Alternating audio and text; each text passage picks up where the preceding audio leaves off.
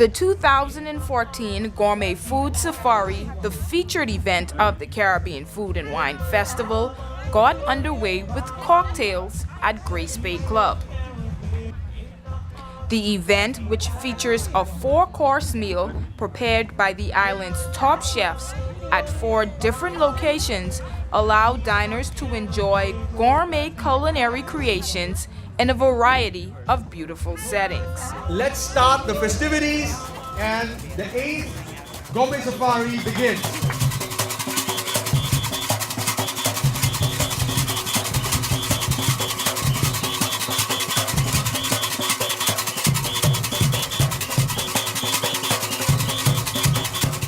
Gourmet safari goers would make their way from Grace Bay Club to Koyaba, dancing the short distance between locations to the sounds of We Funk Jouncanu.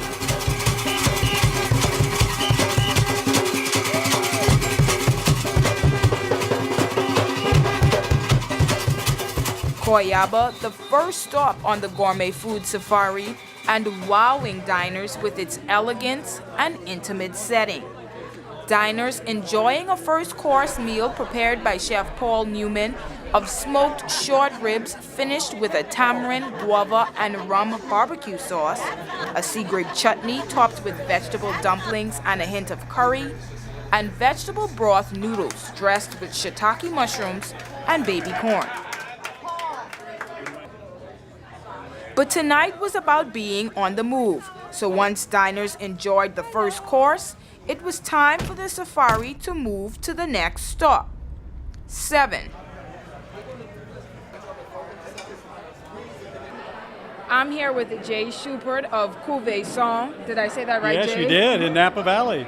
Okay, and you guys are the winemakers that's pairing this particular course tonight here at 7. Tell us a bit about what you did to research the different courses that's being served and how well they pair with your wines. You know what, this is where you just kind of put the trust and faith into the chefs. And what we did is we sent off our wines to each of the 5 locations, and we had them taste the wines and come up with a menu. Wow. You know, to me, to do that all the way from Napa Valley just doesn't make any sense, and I have great faith in the chefs here on the island. And so far, after 2 stops, they've really nailed it, and I'm sure the same thing's going to happen here at 7. Okay, and you talk about those 2 stops and spoke about them nailing it. What has really tickled your taste buds so far here for the Gourmet Safari? Well, you know, we had our unoaked Sauvignon Blanc at Grace Bay Club, and 2 of the dishes that really struck me, and one of them was a scallop ceviche, really bright, clean flavors that went real well. And then the opposite of that was like a lobster bisque, which is really creamy and with a lot more texture, and that worked well too for different reasons.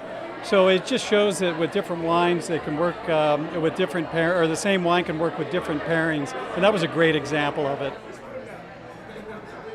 Each year, as the kitchen gets better and better and the restaurant gets better and better every year, this year we managed to get into one of the lists for the top 10 restaurants in the Caribbean on the Forbes list, and that's thanks to Chef Bjorn and his team. So, so we're very excited to bring our skills and our expertise to the food festival to keep making it better, and that's what every year we get better and better, and so do all the other resorts, and as a result we're bringing the whole island up. So this is a fantastic festival. Chef Bjorn for 7, the second stop here for the Gourmet Food Safari. Chef, tell us a bit about the course that you've prepared for the guests here tonight. Yeah, we had the pleasure to do the fish course today, and we made the pancit snapper with artichoke, chickpeas, and aglio blanco, which is a white almond sauce.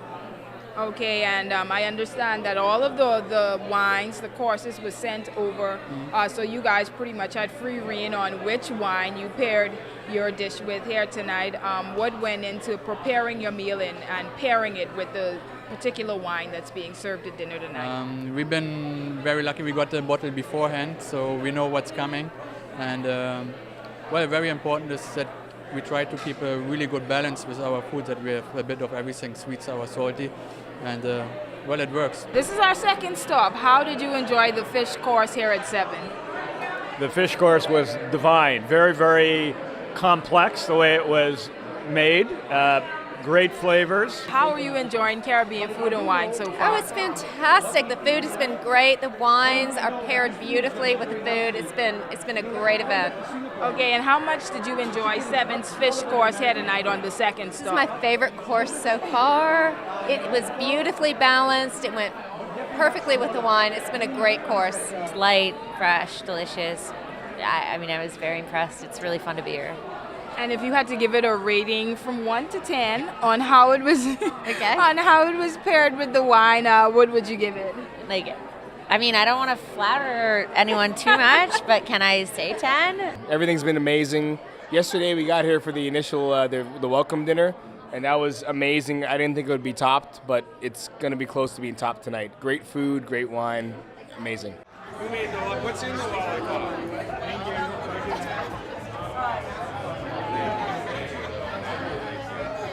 Thank you very much for coming, and I hope you come again. Good evening.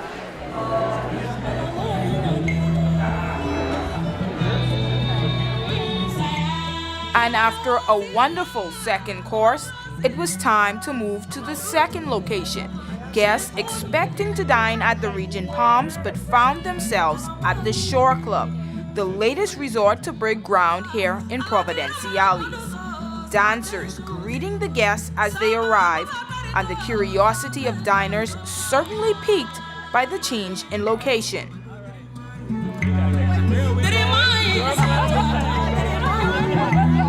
Well, Bernie suggested it on the side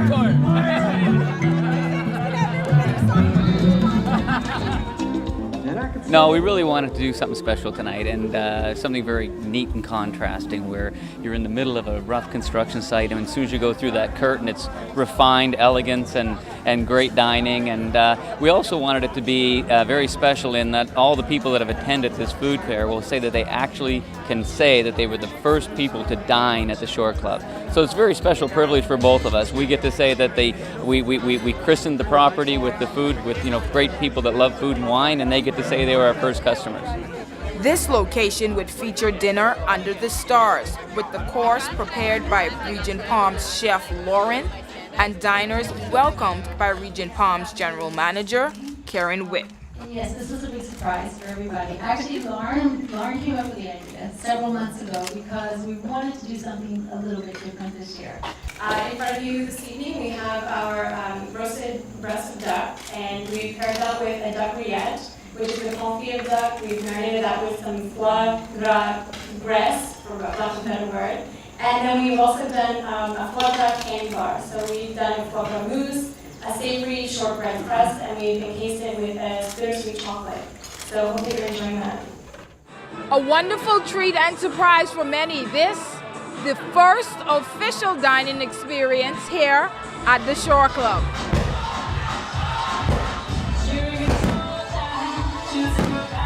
And the surprises continued. The Hartling group pulling out all of the stops with fireworks to cap off the course. Developer Stan Hartling and June Hagen toasting guests. The great food, fine wine, and fireworks certainly lending itself to a party atmosphere.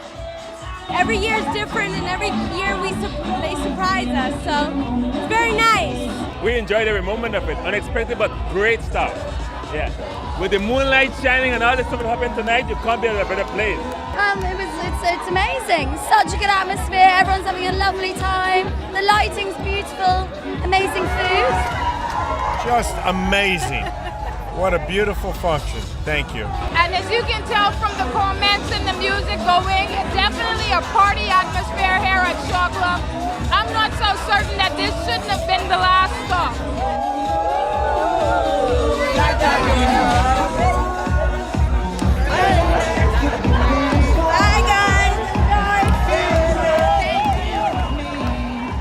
And after the fireworks and all the fun and festivities of the Shore Club, we are now at the final stop of the night, the Gansevoort. The atmosphere a bit more tranquil, but guests are now enjoying the final course of the evening, the dessert. For the final course, Gansevoort chef Victor Guerrero would serve a traditional dessert, but with a very unique twist to the flavors. So we came up with the idea of having 3 options based on a crazy offer, I would say, a little bit adventurous, putting on our guests' mouth something unexpected when it comes to the flavor and the matches, obviously, doing the right marriage between them, so truffle vanilla, blackberry goat cheese, curry and lobster.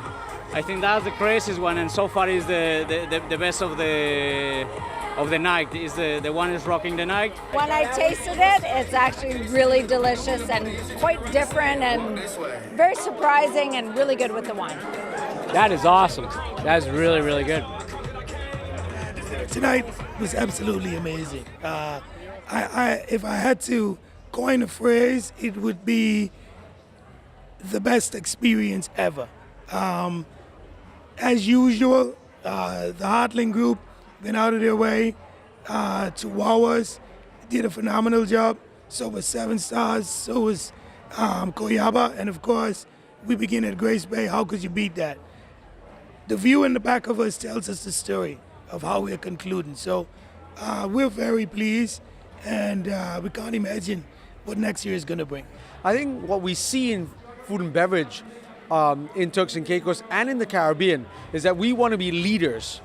And we've seen that each event that people come to, and we have many guests that plan their whole outing to come to this event, we see that we're already becoming one of the top food and beverage destinations in the Caribbean, if not already the top. So our goal is with all our partners, as Tony has mentioned, from Blue Haven to the Palms to 7 Stars, Grace Bay, Gansevoort, Koyaba, and all the other partners have come together. Our goal is to make Turks and Caicos the place for food and beverage. And I think you guys are well on your way to doing just that, especially with the Gourmet Food Safari that was put on here tonight. Spectacular event overall. And I'm going to give you each 3 words to sum up what you guys have been able to pull off here tonight. Only 3 words? Only 3 words. Sponsors, amazing people, and great partnerships. That's a good chairman. I'll give you 3 words, Tony. Opportunity, opportunity, opportunity. There you have it. Sponsors, great people, and Mr. Garland said, opportunity, a chance for the Turks and Caicos Islands to rise in the ranks of the region's top culinary destinations.